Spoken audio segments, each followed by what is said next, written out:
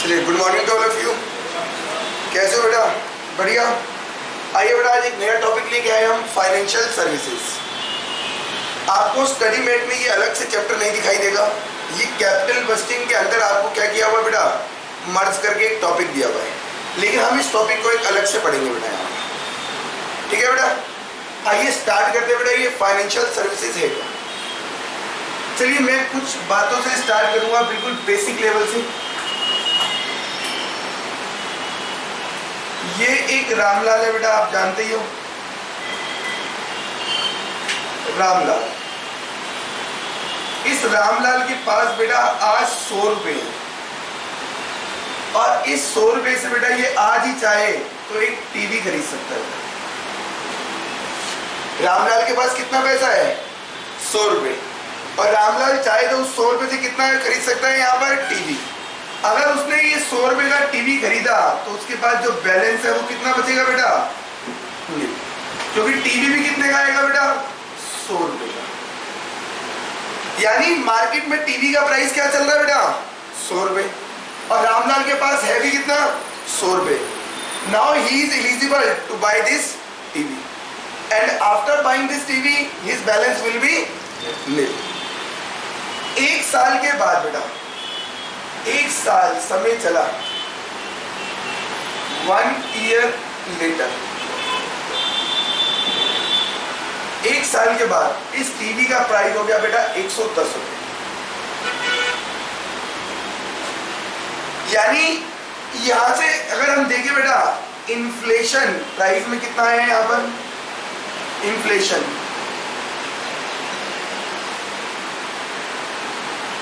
Inflation आ रहा है बेटा 10 रुपए का। यानी प्राइस जो है वो 10 रुपए क्या हो गया? ज्यादा हो गया। तो आपने परसेंटेज निकाला, परसेंटेज ऑफ इन्फ्लेशन कितना आया बेटा?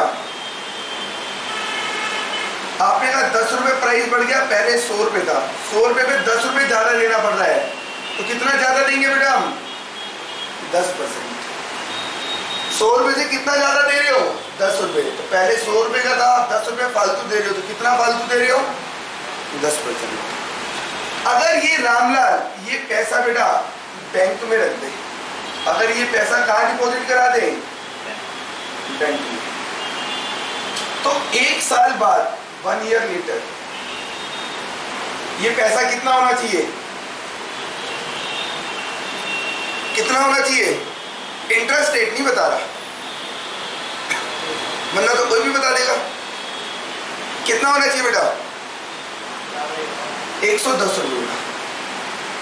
अगर एक साल बाद अगर 110 रुपये नहीं हुआ, एक बात जरा सोच के देखना बेटा, आज रामलाल की पोजीशन क्या है? वो बाय कर सकता है टीवी, बैलेंस नहीं होगा। अगर एक साल बाद टीवी की कॉस्ट 110 हो रही है, अगर बैंक में इसका पैसा 110 नहीं हुआ तो इसको लॉस नहीं हो जाएगा क्या? फिर ये बैंक में जमा कराएगा पैसा? बताओ बेटा, कराएगा? मान लो इसका पैसा 108 रुपये हो गया।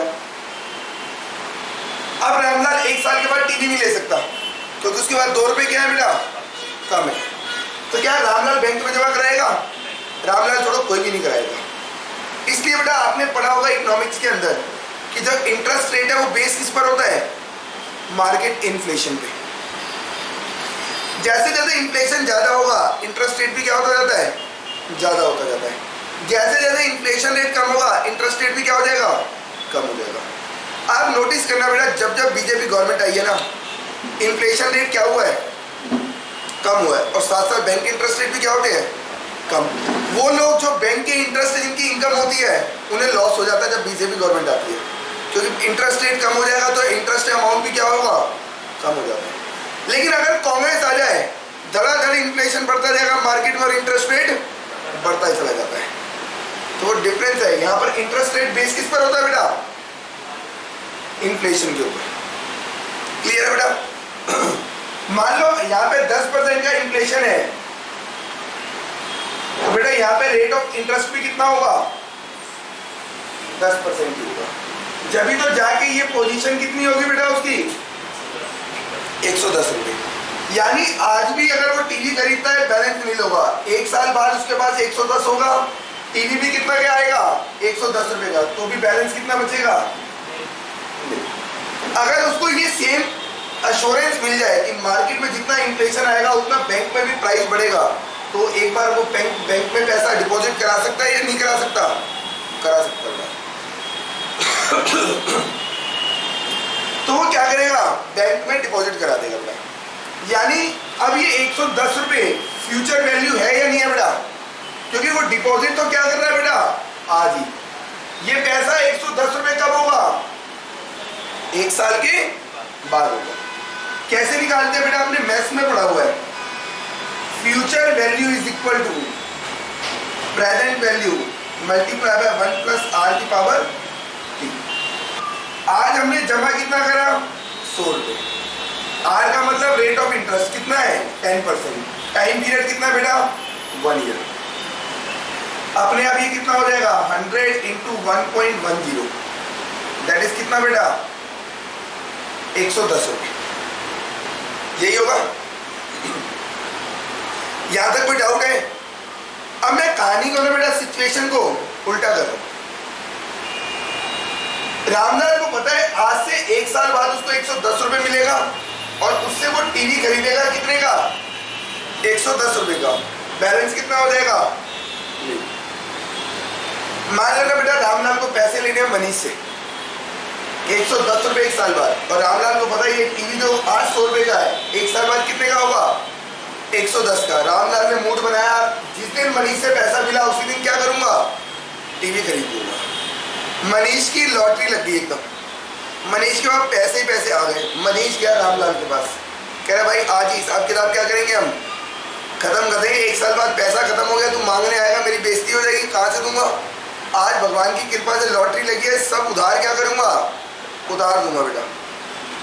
अब ये आ गया रामलाल के पास। अब मनीष रामलाल को कितना दे आज ही कि उसका लोन क्या हो जाए? खत्म हो जाए। ये रामलाल से पूछेगा, रामलाल 1 साल बाद 110 रुपये देने क्या करेगा? रामलाल को कह रहा है टीवी लेके आऊंगा। कितने का होगा? 110 का। तो यानी सारा पैसा क्या हो जाएगा? खत्म।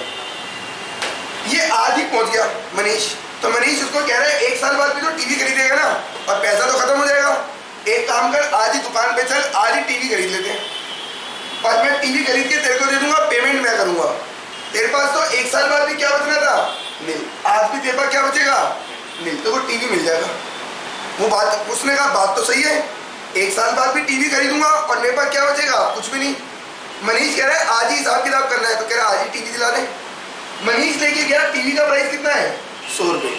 तो मनीष ने 100 रुपये दिए और वहां से टीवी लेके रामलाल को दे दिया, और लोन क्या हो गया? खत्म हो गया। यानी जो बेटा इस मनीष ने 110 रुपये देने थे फ्यूचर में, उसकी आज प्रेजेंट वैल्यू कितनी है? 100 रुपये है या नहीं है? 100 रुपये। अब देखना बेटा, यहाँ देख बेटा, यहाँ पे हमेशा याद रखना बेटा, फ्यूचर वैल्यू प्रेजेंट वैल्यू से क्या होगी? ज्यादा होती है। जो चीज आज 100 रुपये की है, कल कितने की होगी? 110 की होगी। और प्रेजेंट वैल्यू हमेशा फ्यूचर से क्या होती है? छोटी होती है। अगर मैं आपसे बोलूं कि मान लो ये टीवी नहीं था आपके पास, फ्यूचर वैल्यू इसको देना कितना था? 110 रुपये। ये आज ही लोन खत्म करना चाहता है, दैट इज निकालना क्या चाहता है? Present value. मल्टीप्लाई में अगर मैं फ्यूचर वैल्यू निकालना है तो फॉर्मूला क्या होता है बेटा? Future value is equal to present value into 1 plus r की पावर टी। हमें फ्यूचर वैल्यू पता है, 1 साल बाद कितना देना है? 110 रुपये। प्रेजेंट वैल्यू नहीं पता, इंटू 1 प्लस इंटरेस्ट रेट कितना है? 10 पावर 1। ये यहाँ की क्या हो जाएगा बेटा? डिवाइड में। हम डिवाइड कर रहे हैं यहाँ पर 1.10 से, क्या आ जाएगा? Present value. ऐसे भी लिख सकते थे, ये 110 divided by 1 into 1 divided by 1.10। आप जानते हो बेटा, ऊपर की ऊपर से मल्टीप्लाई होती है, नीचे की नीचे से होती है। तो यानी यहाँ पर हमारा प्रेजेंट वैल्यू कितना आ रहा है? 100 रुपये आ रहा है। तो प्रेजेंट वैल्यू कैसे निकाला बेटा मैंने? देखो, प्रेजेंट वैल्यू निकालने के लिए मैं क्या कर रहा हूँ बेटा? Future value into 1 divided by क्या कर रहा हूँ? आर प्लस पावर क्या कर दूंगा? ये 1.10 क्या था बेटा? 1 प्लस आर की पावर टी तो था, ये 1.1 यही तो आया था यहाँ पर आगे। तो यानी बेटा अगर मेरे को प्रेजेंट वैल्यू प्रेजेंट वैल्यू निकालनी है तो फार्मूला क्या बन गया, फ्यूचर वैल्यू को मल्टीप्लाई कर दो 1 डिवाइडेड बाय 1 प्लस आर की पावर टी से। यही तो बनाया बेटा। इस सिचुएशन में पुट करके देखो, ये मल्टीप्लाई यहाँ की क्या हो जाएगा, डिवाइड में, और डिवाइड में करना है तो इनटू क्या कर देंगे, डिनोमिनेटर में 1 या 1 डिवाइडेड बाय इतना, ऊपर की ऊपर से मल्टीप्लाई, नीचे की नीचे से मल्टीप्लाई। ये जो चीज बन गई ना बेटा, ये एक ऐसा फैक्टर बन गया, ये एक ऐसा फैक्टर है जो फ्यूचर वैल्यू से मल्टीप्लाइड होते ही फ्यूचर वैल्यू को किस में कन्वर्ट कर देगा, प्रेजेंट वैल्यू। ये एक ऐसा फैक्टर है बेटा जो फ्यूचर वैल्यू के साथ मल्टीप्लाई होते ही फ्यूचर वैल्यू को किस में कन्वर्ट कर रहा है, प्रेजेंट वैल्यू में। इसको बोला जाता है बेटा प्रेजेंट वैल्यू फैक्टर। क्या बोलते हैं बेटा इसे हम, प्रेजेंट वैल्यू फैक्टर,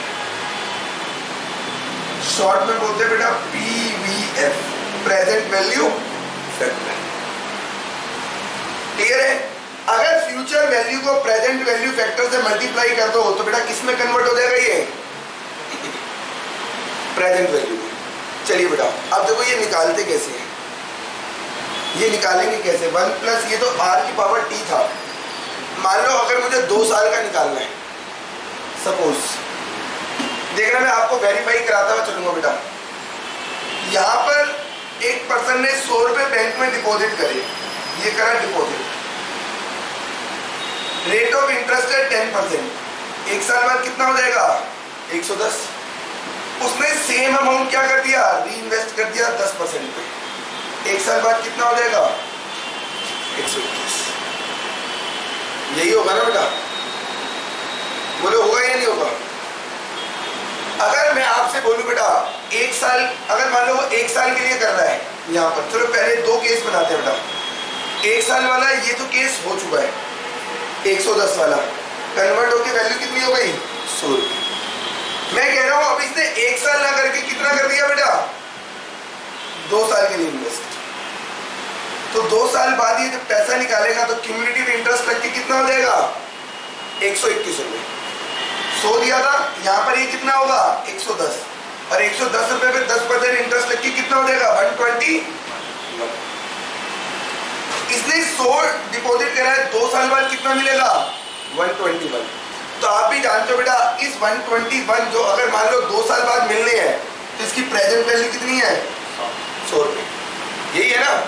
अब इसकी प्रेजेंट वैल्यू निकालेंगे कैसे बेटा, देखना फार्मूला बताया था, future value multiply by 1 plus r की पावर। देखो फ्यूचर वैल्यू आ गया हमारी कितनी 121, 1 डिवाइडेड बाय आर, आर कितना है हमारा 0.10, इसकी पावर कितनी करोगे, ये आएगा 121 इंटू 1 डिवाइडेड बाय ये कितना आएगा 1.21। यानी आपने क्या करा होगा, इसको ऐसे लिखा होगा, देखो 1 ये आएगा 1.10 की पावर 2 है ना, 2 का मतलब 2 बार है, इसको हम ऐसे तो लिख सकते थे 1.10 इंटू 1.10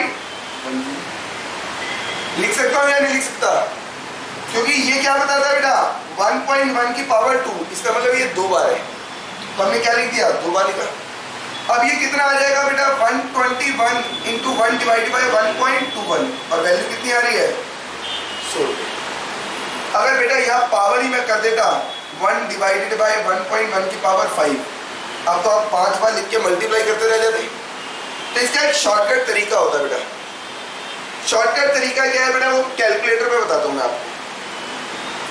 आप कैलकुलेटर में सबसे पहले बस एक ही बार डिवाइड करना, देखो बेटा पहले बार आर कितना था 10% है, आप करना बेटा सीधा 1 divided by 1 plus r, that is 1 divided by 1 plus 0.0, ये आएगा 1 डिवाइडेड बाय 1.10, यही आएगा ना बेटा। यहां पर आ गया बेटा, मैं यहां पर 1 divided by 1 plus r, r कितना है 0.10, ये आ गया। अब दबाओ बेटा इज इक्वल टू, ये पहले साल का पीवी वेक्टर आ जाएगा, हमें दूसरे साल का पीवी वेक्टर चाहिए, आप दोबारा दबा दो इज इक्वल टू, दूसरे साल का आ जाएगा।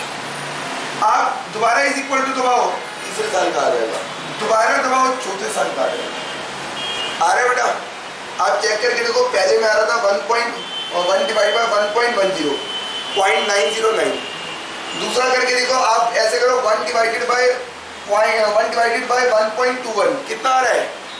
0.826 आ रहा होगा। आप सीधा एक काम करो, कैलसी पे 1 divided by 1.10 is equal to same वही फिगर, फिर इज इक्वल टू करोगे सेम आ जाएगा। तो आपको एग्जाम में ये बार बार लिखने की रिक्वायरमेंट नहीं होगी। आप सीधा इज इक्वल टू दबाते जाओगे तो क्या आता जाएगा बेटा? सेम आंसर आता जाएगा। तो याद रखना बेटा, अगर हम फ्यूचर वैल्यू को पीवी फैक्टर से मल्टीप्लाई करते हैं तो क्या आ जाएगी? Present value. और ये बार बार करने की रिक्वायरमेंट नहीं है, सिर्फ एक बार क्या करेंगे हम लिख देंगे 1 डिवाइडेड बाय 1.10, बस इज इक्वल टू दबाओगे तो पहले साल का पी फैक्टर आ जाएगा, फिर इज इक्वल टू में दूसरे साल का, फिर तीसरे साल का, फिर चौथे साल का आ जाएगा। क्लियर है बेटा? कोई डाउट है यहाँ तक? नहीं। ये तो मैंने कुछ बेसिक चीजें आपको बता दी, ये आपने बेटा अपने फाउंडेशन में भी पढ़ा होगा, पढ़ा हुआ है ना बेटा? चलो एक बार मैंने बता भी दिया ताकि आपको इस चैप्टर के अंदर दिक्कत ना आए। अब हम बात कर रहे हैं इस चैप्टर की, इस चैप्टर की बेटा। इस चैप्टर में ऐसा क्या है कि इस टॉपिक को मैंने अलग से लिया बेटा? सुनना बेटा, बहुत अच्छा टॉपिक है ये।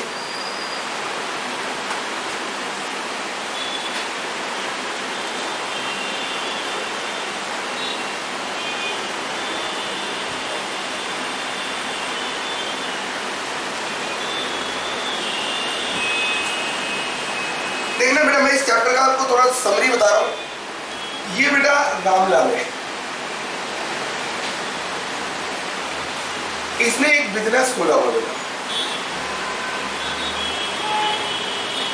अब उस बिजनेस के लिए ना बेटा इसको पहले प्लांट मशीनरी चाहिए था, लैंड एंड बिल्डिंग, फर्नीचर। मान लो ये था 10 लाख रुपए का, ये था 40 लाख रुपए का, ये था 5 लाख रुपए का, टोटल 55 लाख रुपए चाहिए थे बेटा। ये सारा पैसा बेटा, ये सारा पैसा रामलाल ने क्या करा बेटा? खुद का लगा दिया। रामलाल ने क्या करा बेटा? बिजनेस स्टार्ट करा। बिजनेस स्टार्ट करते थे मैं प्लांट मशीनरी 10 लाख का खरीदा, लैंड बिल्डिंग 40 का खरीदा, फर्नीचर कितने का खरीदा है? 5 लाख। यानी रामलाल ने घर से कितना पैसा लगाया? 55 लाख रुपए। तो रामलाल क्या बोलेगा कि मैंने बिजनेस में कितना इन्वेस्ट करा हुआ है? 55 लाख रुपए। इस पे भगवान की कृपा हुई, इसका बिजनेस अच्छा खासा क्या हुआ बेटा? चलना शुरू हो गया। जब बिजनेस अच्छा खासा चलना शुरू हुआ ना बेटा, तब इसको बिजनेस को क्या करना पड़ेगा बेटा? एक्सपेंशन करना। अब बिजनेस एक्सपेंशन करने के लिए इसको बेटा क्या चाहिए? न्यू मशीन चाहिए। मान लो अब जो नई मशीन जो आएगी ना बेटा, वो है मान लो 35 लाख रुपए की। अब ये 35 लाख रुपए आएंगे कहां से? रामलाल खुद का लगा सकता है, खुद का मतलब इक्विटी शेयर। वो इस कंपनी के क्या करेगा? इक्विटी शेयर खरीदेगा। दूसरा ऑप्शन है कहां से ले ले? प्रेफरेंस शेयर कैपिटल से। तीसरा क्या है बेटा? डिबेंचर इशू करते हैं। और चौथा क्या था बेटा? Reserve and surplus. यानी आज सुनना बेटा, रामलाल ने क्या करा? पहले तो इसने सोल प्रोप्राइटरशिप बनाई, सारा पैसा खुद का लगा दिया। आज बिजनेस बहुत अच्छा चल रहा है, बहुत लार्ज अमाउंट की जरूरत है। रामलाल को पता है मेरे पास इतना पैसा नहीं है। रामलाल ने अपने बिजनेस को किस में कन्वर्ट कर दिया? कंपनी के अंदर। आज कंपनी बनाई है तो आज तक जो भी प्रॉफिट, जो भी शेयर कैपिटल था, किसकी हो गई? रामलाल की। तो कौन सा ओनर बनेगा? इक्विटी। अब इसको पैसा और चाहिए, या तो वो खुद का लगा दे, यानी इक्विटी शेयर खरीद ले कंपनी के, या प्रेफरेंस शेयर इशू कर दे, या डिवेंचर, या रिजर्व एंड सरप्लस। ये जो सारे सोर्स है ना बेटा, ये सारे सोर्सेज है जहां से हम फंड क्या कर सकते हैं बेटा? रेस कर सकते हैं। ये वो सोर्सेज है, sources from where funds can be raise. ये वो सोर्सेज है जहां से आप क्या कर सकते हो बेटा? फंड रेस कर सकते हो। जहां से फंड रेस कर सकते हो ना बेटा, उन सोर्सेज को बेटा क्या बोला जाता है? Financial sources, financial resources. ये कंपनी के क्या है बेटा? फाइनेंशियल रिसोर्सेज है, फाइनेंशियल सोर्सेज है, जहां से कंपनी फंड क्या कर सकती है? रेस कर सकती है। रामलाल के पास 35 लाख रुपए क्या कह रहा है, मेरे पास आज इन्वेस्ट करने के लिए कुछ भी नहीं है, इसलिए मना कर दिया। रिजर्व एंड सरप्लस कह रहे हैं मैं पहले ही बिजनेस में लगा चुका हूं, रिजर्व एंड सरप्लस भी कितना हो चुका है, 0। क्यों, कह रहे जब एक्सपेंशन करना था तो क्या सिर्फ प्लांट मशीनरी चाहिए होगी, कह रहे ये सब भी तो चाहिए था ना, तो मेरे पास जो था मैंने सब लगा दिया, अब तो कंपनी का रिजर्व भी खत्म हो गया, मेरे पास पैसे भी खत्म हो गए, बट स्टिल अभी भी कितना चाहिए, 35 लाख। प्रेफरेंस शेयर या डिवेंचर, इसने इशू करा बेचारे को, कोई जानता नहीं था, ये भी सब्सक्राइब नहीं, ये भी सब्सक्राइब नहीं। या फिर अगर मान लो कंपनी है, बेटा कंपनी जब चाहे शेयर या डिवेंचर इशू नहीं कर सकती, उसकी गुडविल भी क्या होती है, इफेक्टेड होती है। बेटा मान लो कंपनी सिचुएशन में नहीं है कि वो प्रेफरेंस शेयर या डिवेंचर क्या कर सके, इशू कर सके, तो पैसा कहां से आएगा बेटा, ये दो सोर्स इशू नहीं कर सकते, इन दो सोर्स के पास पैसा नहीं है, तो प्लांट मशीनरी कहां से आएगी। इसके लिए अब देखना बेटा, इस रामलाल के मन में ना बेचारा पहले तो परेशान हो गया, थोड़ा सा उदास हो गया, बेचारा उदास है, रो रहा है, कह रहा है मैंने एक बिल्डिंग भी खरीद ली, फर्नीचर भी खरीद लिया, बस ये नहीं खरीद पा रहा प्लांट मशीनरी। अब प्लांट मशीनरी नहीं है तो प्रोडक्शन कैसे बढ़ाऊं, मेरा एक्सपेंशन कैसे होगा, रो रहा है, कह रहा है मैंने सारे पैसे लगा दिए। अब डर गया बेचारा बिजनेस डूब ना जाए कहीं, क्योंकि डूबा तो लॉस हो जाएगा, बेचारा रो रहा है, क्या करे, रोते रोते कहाँ चला गया, मंदिर में चला गया, बेचारा प्रार्थना कर रहा था, सो रोते रोते भगवान क्या करो, मुझे कुछ क्या करो, रास्ता दिखाओ, कुछ अब चमत्कार करो, कुछ तो करो प्रभु, मैं बर्बाद हो जाऊंगा। बेचारा घर आके सो गया, भगवान इससे खुश हुए और शंकर भगवान ने रात को इसको सपने में क्या कर दिया है, दर्शन दे दिए।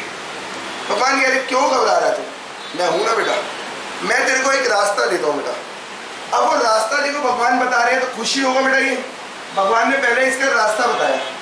भगवान कह रहे बेटा क्यों घबरा रहा है, इतना पैसे वाला हो गया, आज तक बिजनेस चला रहा है, घबरा रहा है तो एक काम कर बेटा, ये जो तुझे एसेट्स खरीदनी है ना, ये 35 लाख रुपए की, तो तेरे को तो एक रास्ता चाहिए ना, मैं एक नहीं तुझे 2 रास्ते दिखाता हूं। तू तो कह रहे रास्ते खत्म हो गए, अपने पास पैसा है नहीं, ये इशू नहीं कर सकता, तो कंपनी का पैसा आएगा कहां से। भगवान कह रहे मैं एक छोड़, एक द्वार बंद हुआ है ना, तेरे 2 द्वार खोल देता हूं। भगवान ने कहा 2 ऑप्शन दे रहा हूं बेटा आपको। क्या कह रहे, डिवेंचर इशू नहीं कर सकते ना, बैंक से बेटा लोन तो ले सकता है, तेरे पास तो इतनी सारी प्रॉपर्टी है बिजनेस की, क्या कर ले, लोन ले ले, पैसा आ जाएगा। या फिर अगर तू लोन नहीं लेना चाहता कि मार्केट में गुडविल क्या होगी, खराब होगी, कि लोन लेके काम कर रहा है, बिजनेस डूब जाएगा, पैसे नहीं है, एक काम कर, ये एसेट्स क्या कर ले बेटा, लीज पे ले ले, यानी रेंट के ऊपर ले ले, तो भी तो तेरा काम चल जाएगा, तेरे पास एसेट्स आ जाएगी। जब तेरा काम अच्छे से चल जाए, लोन की रीपेमेंट कर दियो या लीज की रीपेमेंट करके अपनी परचेज कर लियो।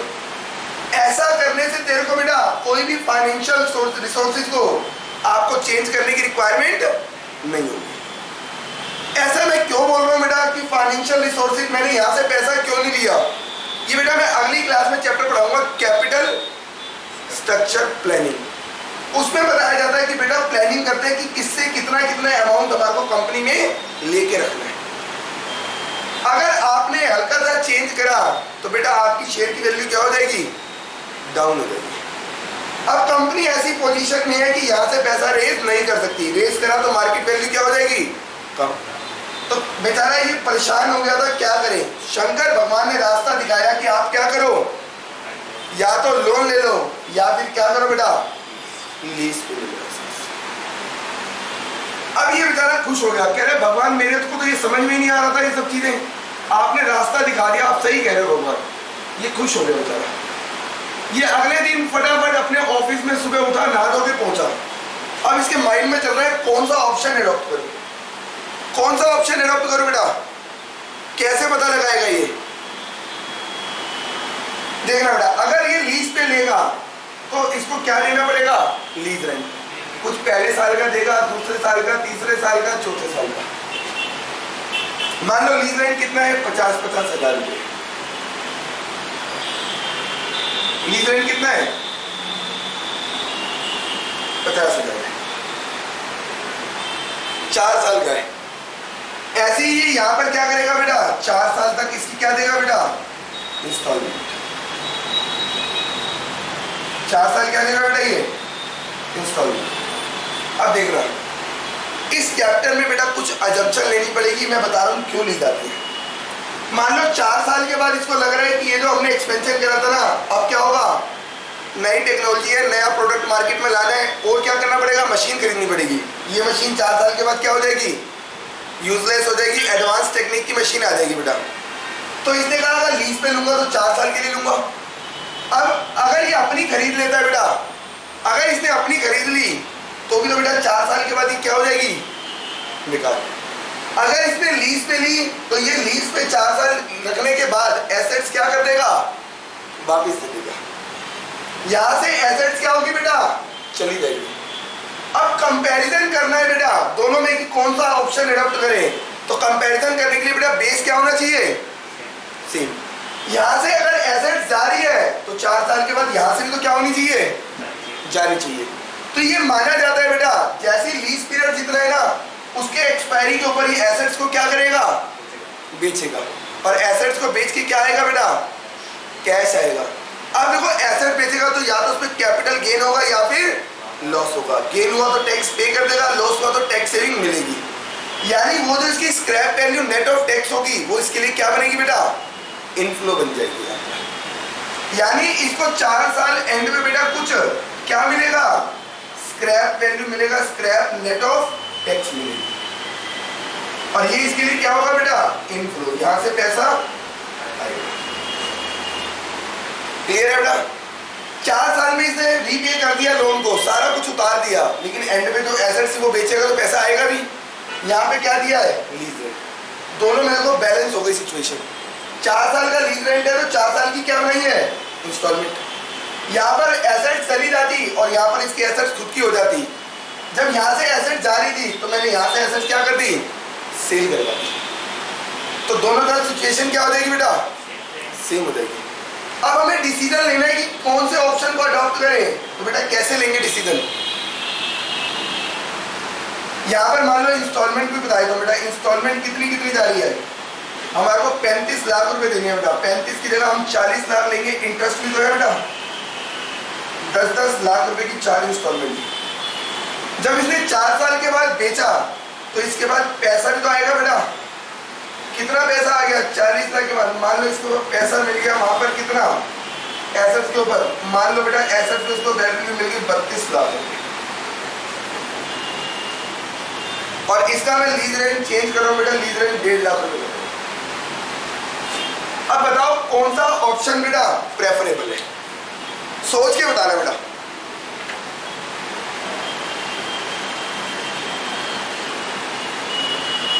कुछ सोचा,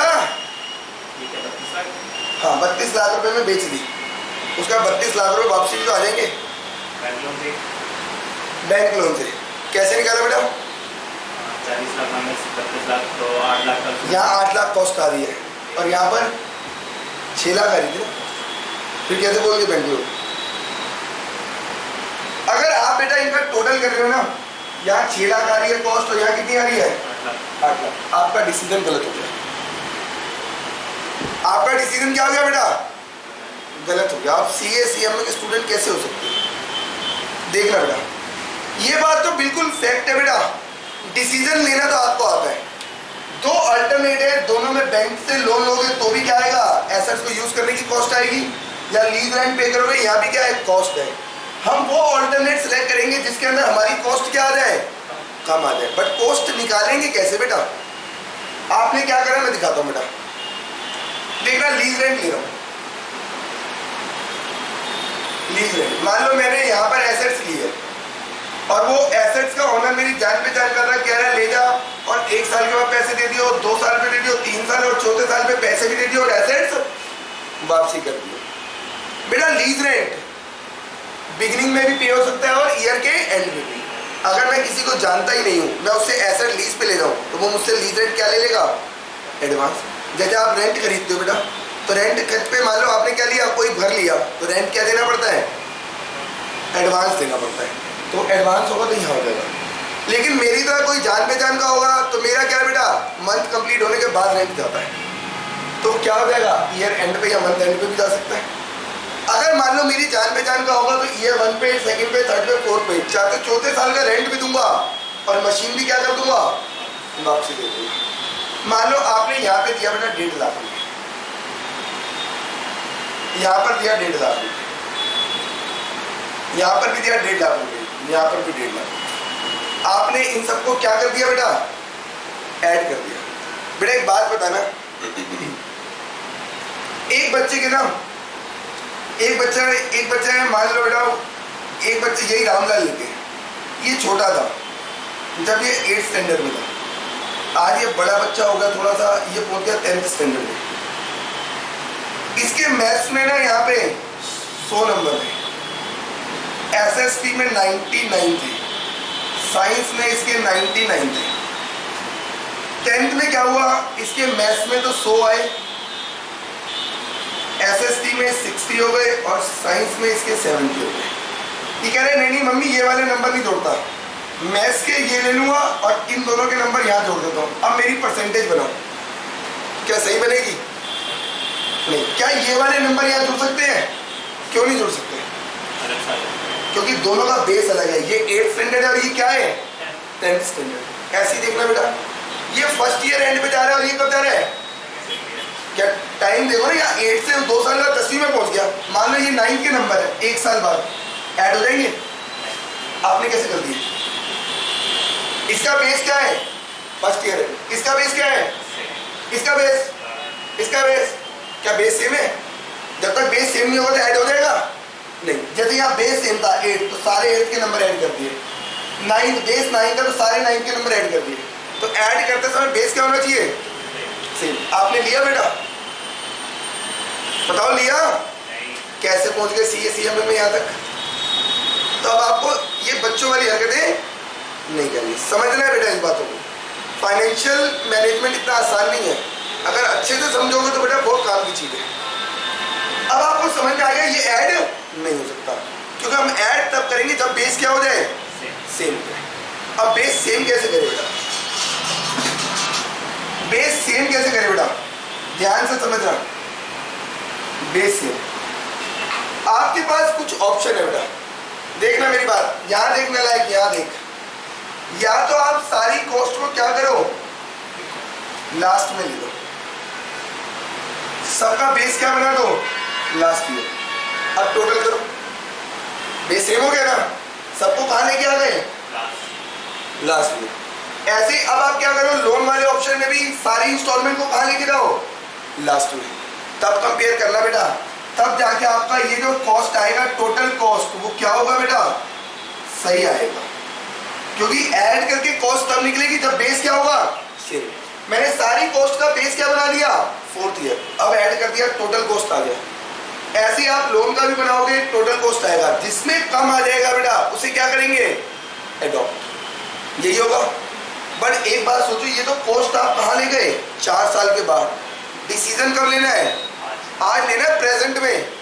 तो एक काम करो ना, फ्यूचर में क्यों जा रहे हो, सारी कॉस्ट को कहाँ लेके आ जाओ, प्रेजेंट में। ऐसे भी तो कर सकता था बेटा, ये सारी कॉस्ट को मैं कहाँ लेके आ जाऊं, प्रेजेंट में। अब मेरा बेस क्या बन गया, प्रेजेंट। अब टोटल कर दो, तो यहाँ पे क्या निकल के आएगा, प्रेजेंट वैल्यू ऑफ कॉस्ट निकल के आ जाएगा, यानी present value of cash outflow.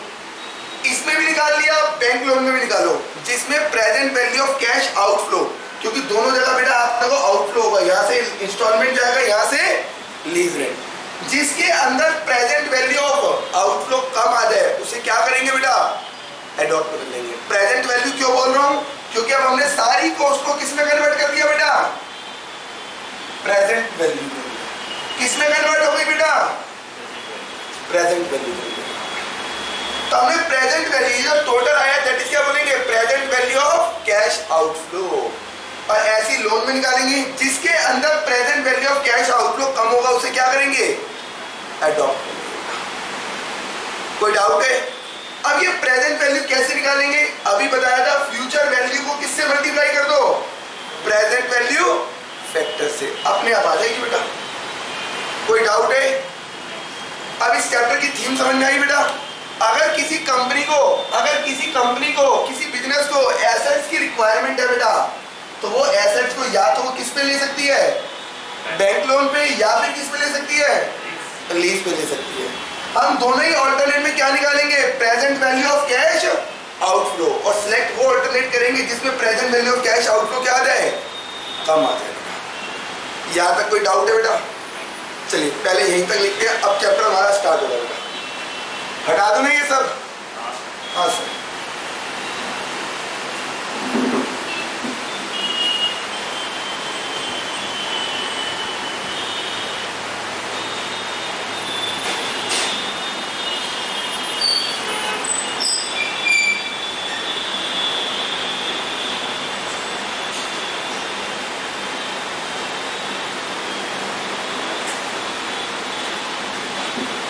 लिखना बेटा,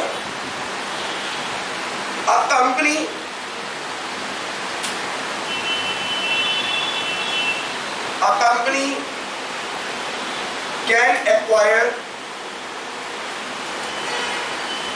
an assets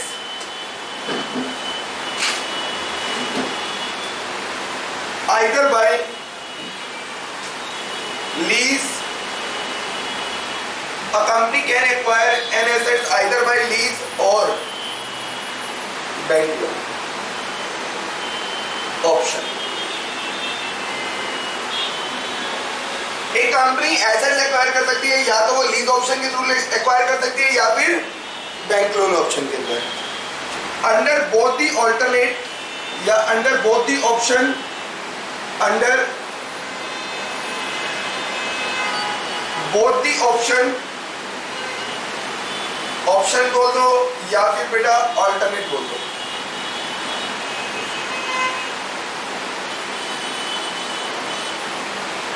We have to calculate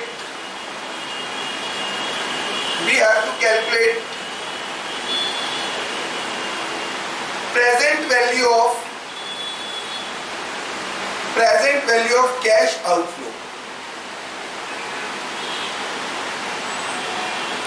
Under both the option we have to calculate present value of cash outflow, and we select that alternate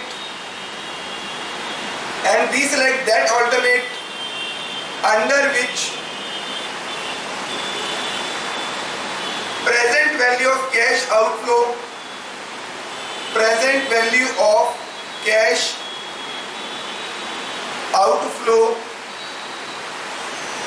is minimum.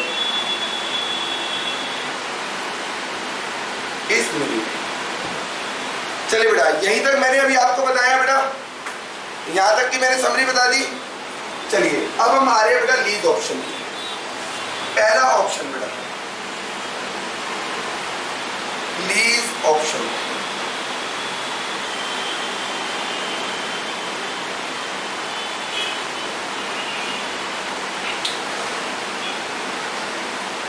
क्या होता है बेटा lease option, जरा इसको भी देखेंगे अब हम। देखिए बेटा, यहां पर दो लोग होंगे बेटा, एक तो जिसकी एसेट्स होगी और एक वो पर्सन जो एसेट्स लीज पे लेगा बेटा। तो यहां पे दो पार्टी होगी, एक को बोलते हैं बेटा हम लेसर और एक को बोलते हैं हम लेसी बेटा। लेसर कौन होता है बेटा, ये ऑनर होता है बेटा, ऑनर ऑफ द एसेट्स। जो एसेट्स का ऑनर है बेटा उसको क्या बोला जाएगा, लेसर। और ये कौन होगा बेटा, ये एक्वायर करेगा assets, acquire the assets on lease rent, on lease rent. तो यहां पर बेटा दो पार्टी होगी, एक को क्या बोलेंगे हम लेसर, एक को लेसी। लेसर कौन होता है बेटा, जो एसेट्स का क्या होगा, ऑनर होगा। और लेसी कौन होता है, जो एसेट्स एक्वायर करता है लेसर से और बदले में क्या देता है, लीज रेंट देगा बेटा। क्लियर है? अभी मैंने बताया था ये जो लीज रेंट है बेटा, ये लीज रेंट ये ईयर की क्या हो सकता है बेटा, बिगनिंग में भी पे हो सकता है और ईयर के एंड में भी पे हो सकता है। अभी बताया था मैंने, अगर वो आपकी जान पहचान का नहीं है तो बिगनिंग पे ले लेगा, जान पहचान का है तो क्या होगा, एंड पे ले लेगा, यानी नॉन में है तो एंड पे ले लेगा बेटा। अब lease rent as per the agreement बेटा ईयर के बिगिनिंग में भी पे हो सकता है और एंड में। यहां तक कोई डाउट है बेटा? कोई डाउट है? अब देखो बेटा, अब ये लीज रेंट अगर लेसी पे कर रहा है तो लेसी के लिए ये जो लीज रेंट है बेटा ये क्या बनेगा? एक्सपेंस बन जाएगा। बनेगा या नहीं बनेगा? रेंट क्या है बेटा? एक्सपेंस। अब ये इस एक्सपेंस को क्या करेगा बेटा? P&L अकाउंट में क्या कर देगा? Debit. All expenses are debited. अब जब टैक्स देने की बारी आएगी बेटा, टैक्स देने की बारी आएगी, टैक्स देने की बारी कब आती है बेटा? ईयर एंड में। तो ईयर एंड में जब बेटा इसने ये अमाउंट डेबिट कर दिया होगा लीज रेंट, तो जितने अमाउंट का लीज रेंट होगा उतने से प्रॉफिट क्या हो जाएगा? कम हो जाएगा, और उतने अमाउंट के ऊपर अब आपको टैक्स नहीं देना पड़ेगा। देखना बेटा, मान लो बेटा पहले जो हमारा प्रॉफिट था ना पूरे साल का वो है 10 लाख रुपए,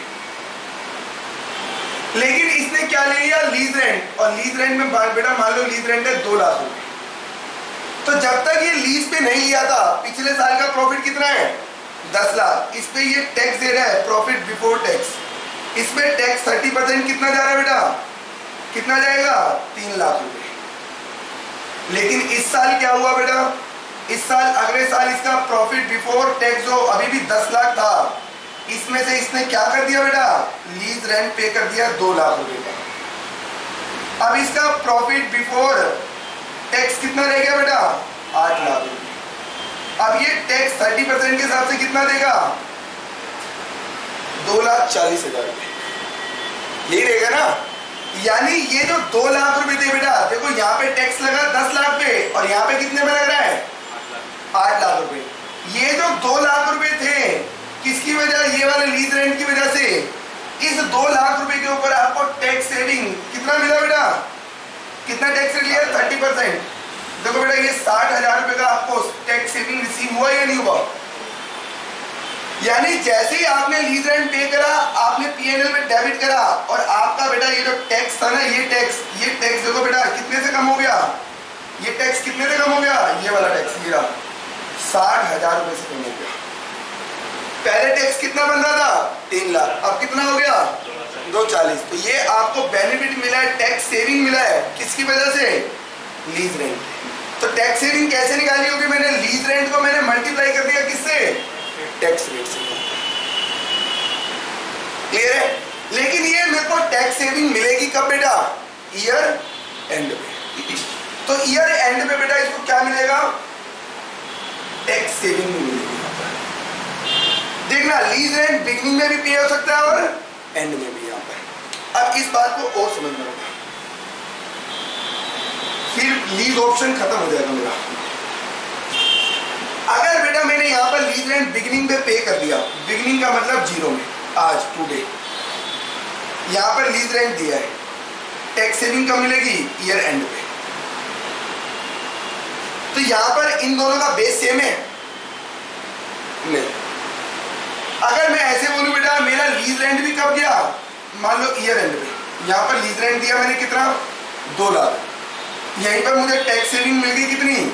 60,000 की। तो मैं यहीं पे बता सकता हूँ कि मेरी पॉकेट से नेट गया कितना? 1,40,000। यानी जब दोनों का बेस सेम है जब भी तो प्लस माइनस हो सकता है। आज ही मैंने सोचो बेटा, आज ही लीज रेंट दिया 2 लाख का, आज ही P&L में डेबिट करा, और आज ही मोदी जी का टैक्स कितना कम हो गया? 60,000 का। तो मैंने 2 लाख तो दिए, आउटफ्लो हुआ, लेकिन टैक्स के नाम पे जो आउटफ्लो होना था 60,000 को क्या हो गया? बच गया। तो वो बचा किसकी वजह से था? लीज रेंट की वजह से। तो लीज रेंट की वजह से 2 लाख गए, 60,000 बच गए। तो बेटा लीज रेंट नेट मेरे लिए कितना आया? 1,40,000। बट यहाँ पर क्या माइनस कर सकता था? यहाँ पर बेस क्या है? अलग अलग है। यहाँ पर अलग अलग तरीके से सॉल्व होगा, और यहाँ पर हम नेट ले लेंगे। यहाँ पर बोला जाएगा बेटा, इसी को बोलते हैं lease rent net of tax, net of tax saving. ये टैक्स सेविंग की क्या है? बात है। बट यहाँ पे नहीं बोल सकते क्योंकि लीज रेंट यहाँ अलग चल रहा है और ये अलग चलेगा। क्लियर है बेटा? अब जैसे ही पीरियड खत्म हो जाएगा जैसे ही क्या होगा, लीज पीरियड ये जैसे ही बेटा एक्सपायर होगा, अब हम क्या करेंगे, एसेट्स को वापसी करना पड़ेगा। एसेट्स क्या कर दी जाएगी, रिटर्न कर दी जाएगी, किसको, लेसर। अब सिर्फ सोच के देखो बेटा, 4 साल के लिए लीज पे लिया तो क्या देना है, 4 साल लीज रेंट, या तो बिगनिंग या एंड। बट टैक्स सेविंग क्या मिलेगी, क्योंकि लीज रेंट एक्सपेंस है, वो P&L में डेबिट होगा, टैक्स सेविंग क्या मिलेगी, एंड में। मैंने लीज रेंट दे दिया 1 साल का, मान लो बिगनिंग में दे दिया, अब लेसर को कोई मतलब है, वो अगले साल ही आएगा लीज रेंट लेने, वो अगले साल ही आएगा लीज रेंट लेने उससे। 1 साल तक मुझे कुछ नहीं देना, बट ईयर एंड में मुझे क्या मिल जाएगा, टैक्स सेविंग। अगर एंड पे कर दूंगा तो दोनों 1 साल तो नेट आ जाएगा। 4 साल तक ये कहानी रिवाइज होगी, और जैसे ही वो पीरियड खत्म होगा, वो मेरे से एसेट्स क्या होगा, वापसी लेके चलेगा, और लीज एग्रीमेंट क्या हो जाएगा बेटा, खत्म हो जाएगा। कोई डाउट है, बोलो कोई डाउट है, नहीं, नोट डाउन करो इसके बारे में, lease option.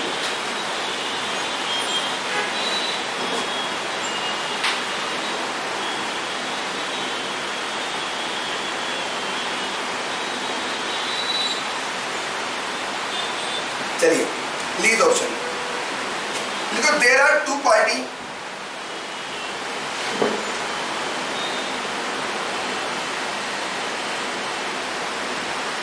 there are 2 party, one is called as lessor and another is called as lessee।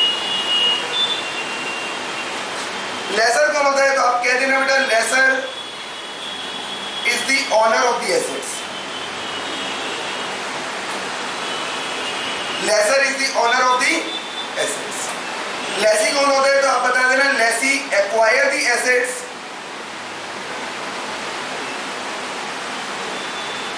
From lessor and pay the lease rent and pay the lease rent and pay the lease rent as per the agreement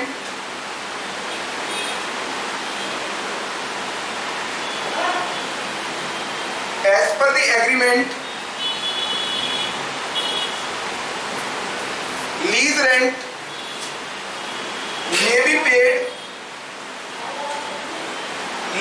may be paid at the beginning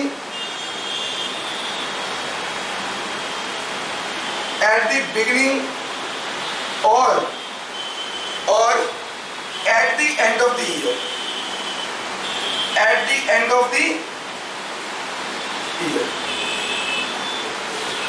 the end of the year।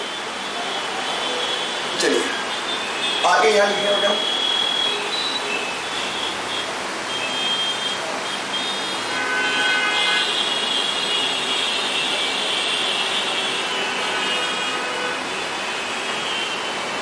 at the end of the year,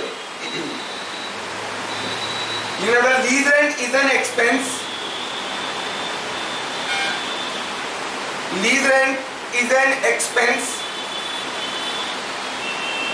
Lease rent is an expense for lessee.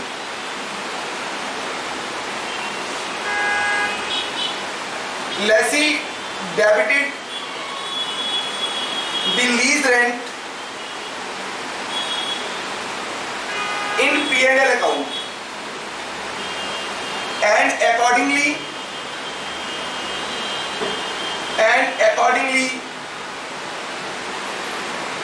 tax saving received, and accordingly tax savings are received।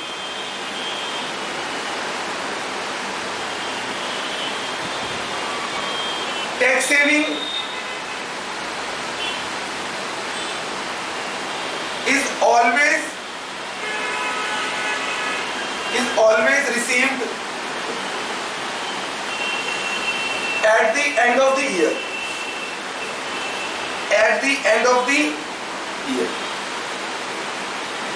tax saving is always received at the end of the year।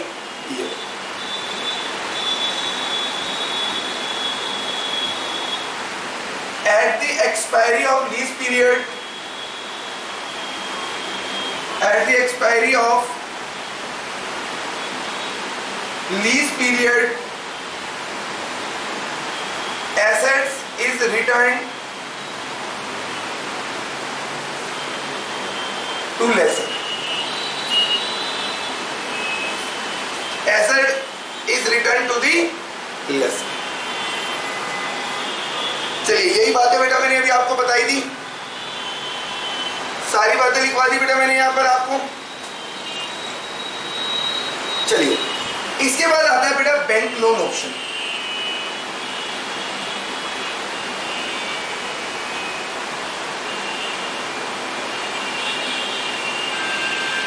Bank loan option, अब ये bank loan option क्या है बेटा?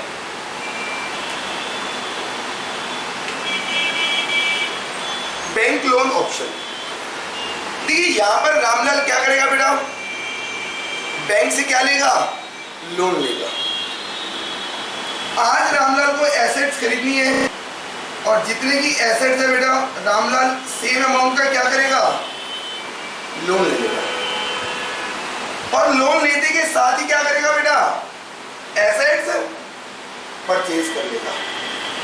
और जैसे ही assets इसने purchase करी बेटा, ये परचेज करती क्या बन जाएगा? उस एसेट्स का ऑनर बन जाएगा। अब ये एसेट्स को यूज करेगा, 1 साल के बाद इसको एसेट्स में क्या मिलेगा? ये डेप्रिसिएशन क्लेम करेगा बेटा। और डेप्रिसिएशन इसके लिए क्या है बेटा? एक्सपेंस। और ये एक्सपेंस को कहां ट्रांसफर करेगा? P&L अकाउंट में। जैसे ही इसने P&L अकाउंट में ट्रांसफर करा तो इसमें इसको क्या मिलेगी बेटा? टैक्स सेविंग मिल जाएगी। क्लियर है? यानी आज लोन लिया है, एसेट परचेज करी, परचेज करते ही ओनर बन गया, 1 साल के बाद क्या क्लेम करेगा बेटा? ये डेप्रिसिएशन। और डेप्रिसिएशन क्या है बेटा? एक्सपेंस। P&L में डेबिट होगा, क्या मिलेगा इसको? टैक्स सेविंग मिल जाएगा। साथ साथ 1 साल के बाद बेटा ये क्या देगा? इंस्टॉलमेंट भी तो देगा। अब इंस्टॉलमेंट में बेटा 2 चीजें होती हैं, एक तो प्रिंसिपल अमाउंट होगा, थोड़ा बहुत प्रिंसिपल अमाउंट होगा, और क्या होगा? इंटरेस्ट। इंटरेस्ट भी क्या है बेटा? एक्सपेंस है। अब आपने एक्सपेंस, इसने इंटरेस्ट पे करा, एक्सपेंस है, कहां दिखाएगा? P&L में। इसमें भी क्या मिल जाएगी इसको? टैक्स सेविंग्स मिलेगी। अब ईयर एंड के ऊपर जैसे ही मान लो लीज पीरियड था 4 साल का, तो 4 साल इसने इंस्टॉलमेंट दिया होगा, ये काम बार बार चल रहा होगा, डेप्रिसिएशन, इंटरेस्ट पे टैक्स सेविंग, डेप्रिसिएशन के ऊपर टैक्स सेविंग। लास्ट में एसेट्स को क्या करेगा बेटा? एसेट्स को सेल करेगा। और सेल करके जो भी इसके पास सैल्वेज या स्क्रैप वैल्यू, जो भी इसके पास नेट ऑफ टैक्स आएगी बेटा, वो क्या बनेगी इसके लिए? इनफ्लो बन जाएगी। वो क्या बनेगी? इनफ्लो बन जाएगी। अब देखना, ये हर साल इंस्टॉलमेंट दे के आता था। मान लो बेटा, देखना सारे बच्चे, इंस्टॉलमेंट है बेटा 1 लाख रुपए की, लेकिन इस इंस्टॉलमेंट में बेटा इंटरेस्ट भी तो था। उस इंटरेस्ट पे टैक्स सेविंग मिलती थी इसको कितनी? 20,000। डेप्रिसिएशन पे भी टैक्स सेविंग मिलती है, मान लो बेटा 30,000। अब सुनना बेटा, 1 लाख रुपए मैंने लीज इंस्टॉलमेंट पे करी, मेरी पॉकेट से क्या हुआ? 1 लाख रुपए चला गया बेटा। लेकिन मोदी जी ने कहा एसेट्स आपकी यूज करा, डेप्रिसिएशन लग गया बेटा, डेप्रिसिएशन में क्या मिल गया? Tax saving. टैक्स सेविंग का मतलब टैक्स का अमाउंट क्या हो गया? कम हो गया। तो मैंने 1 लाख दिए, उसकी वजह से ये 30,000 में मेरे बच भी तो गए। अगर ये 1 लाख रुपए की ना देता मैं इंस्टॉलमेंट, तो ना ही मैं एसेट्स खरीद पाता और ना ही मैं ये डेप्रिसिएशन क्लेम कर पाता। ये सारा काम किसकी वजह से हुआ है? 1 लाख के इंस्टॉलमेंट की वजह से। दूसरा, इंस्टॉलमेंट दिया तो इसमें क्या मिल गया? इंटरेस्ट। इंटरेस्ट पे क्या मिला? Tax saving. ये 20,000 की टैक्स सेविंग भी क्यों मिली? 1 लाख की इंस्टॉलमेंट की वजह से।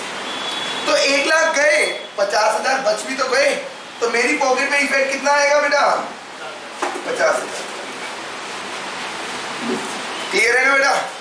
यानी हम जो भी अमाउंट पे कर रहे हैं आउटफ्लो में से इनफ्लो क्या कर देंगे, माइनस। तो हर एक साल का क्या आ जाएगा, नेट आउटफ्लो। फिर इसकी क्या निकालेंगे बेटा, प्रेजेंट वैल्यू, और देन क्या करेंगे, कंपैरिजन करेंगे बेटा। क्लियर है, कोई डाउट है? नहीं। आइए बेटा लिखना शुरू करते हैं, बैंक लोन ऑप्शन में।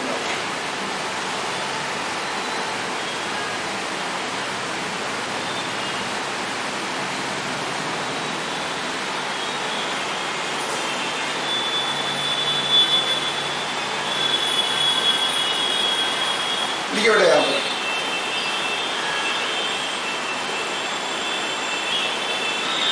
देखो company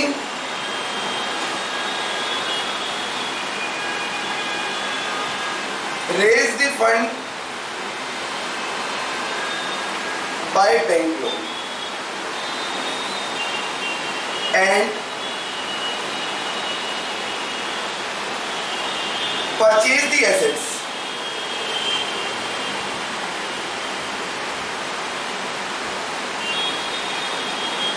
company raise the fund by bank loan and purchase the assets after purchasing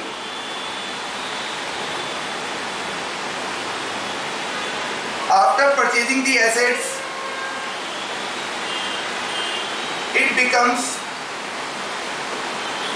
the owner of that assets.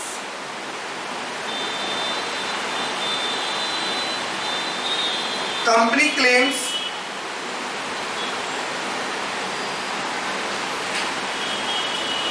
depreciation on it and receive tax saving accordingly.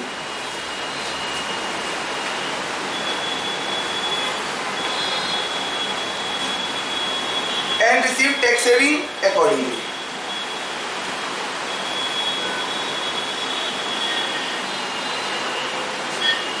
At the end of each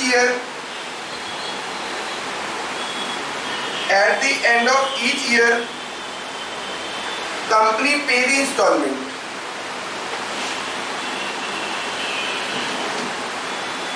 Company pays the installment.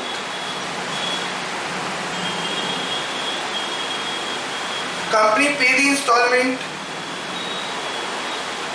Installment consists of principal amount and interest amount and interest amount. Interest is an expense. Interest is an expense for the company.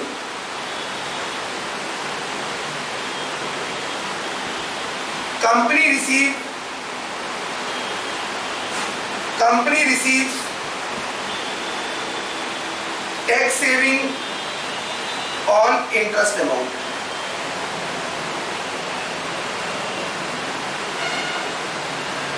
On interest amount.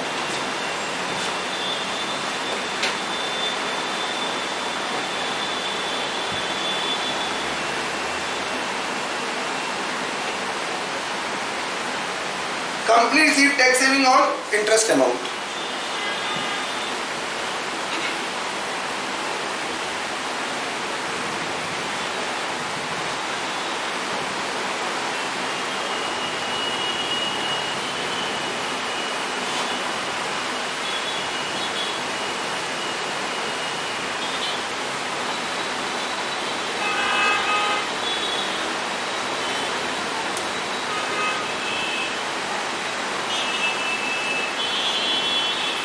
चलिए, it is assume that, इसी के आगे continuation में लिख रहा हूं बेटा, it is assume that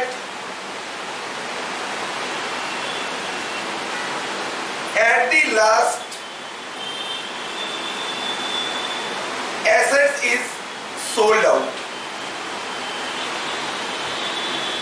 देखो बेटा हम एज्यूम कर रहे हैं रियलिटी के अंदर कंपनी की मर्जी एसेट बेचे या फिर ना बेचे। हमें तो कंपैरिजन करने के लिए क्या करना पड़ेगा, एज्यूम करना पड़ेगा, क्योंकि लीज रेंट में आपने क्या करा था, एसेट्स वापसी दे दी थी, आपके पास से एसेट्स चली गई थी। तो यहाँ पर भी एसेट्स कब जाएगी, जब आप उसको क्या कर दोगे, बेच दोगे। तो यह मान लें कि बेच देगी, रियलिटी में कंपनी बेचे या फिर ना बेचे। It is assume that at the last asset is sold out and salvage net of tax becomes the inflow of the company, becomes the inflow for the company.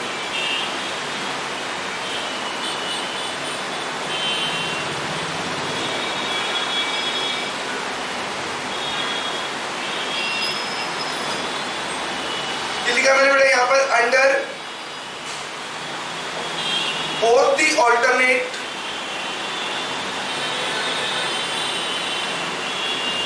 we will calculate present value of